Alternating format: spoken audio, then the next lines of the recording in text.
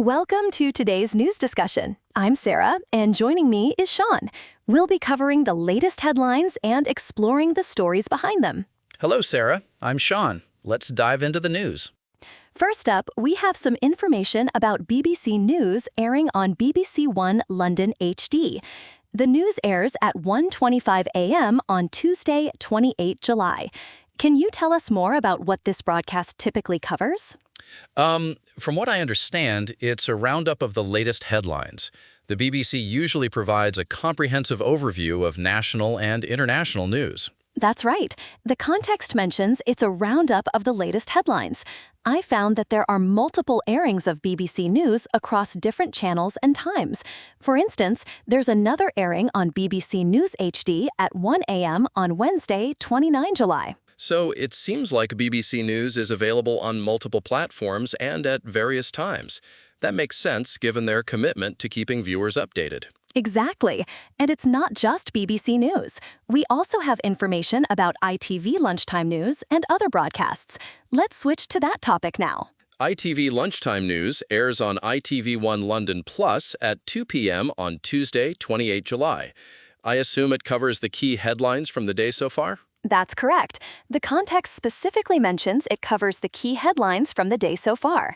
And there's another related broadcast, ITV News London, which airs at 6 p.m. on the same day. So, ITV provides updates throughout the day. It makes sense that they'd have both a lunchtime and an evening news broadcast. Absolutely. Now let's move on to a different story. I've heard about this. Apparently, Claude AI users' chats were found to be publicly available online due to a share chat feature. Yes, that's right. The issue seems to have originated from Claude's share chat feature. According to the reporting, only chats that users had shared with someone else were affected. So it wasn't a default setting that exposed their conversations. Users had to actively choose to share their chats. Exactly. Claude conversations are private by default. The problem arose when users used the share feature. It's worth noting that hundreds of these conversations could be discovered on Google. That's concerning. How does Anthropic, the company behind Claude, respond to this issue? From what I've gathered, Anthropic acknowledges the problem. They likely took steps to address the vulnerability and protect user privacy. I hope so. User trust is crucial for AI services like Claude. If users feel their privacy is compromised, it could harm the service's adoption. That's a good point. Now, let's weave this back to the news broadcasts we discussed earlier. Yes. BBC News at 1 airs on BBC News at 1 on Tuesday, 28 July. It's another roundup of the latest headlines, right? That's right. It seems like both BBC and ITV are providing comprehensive news coverage throughout the day.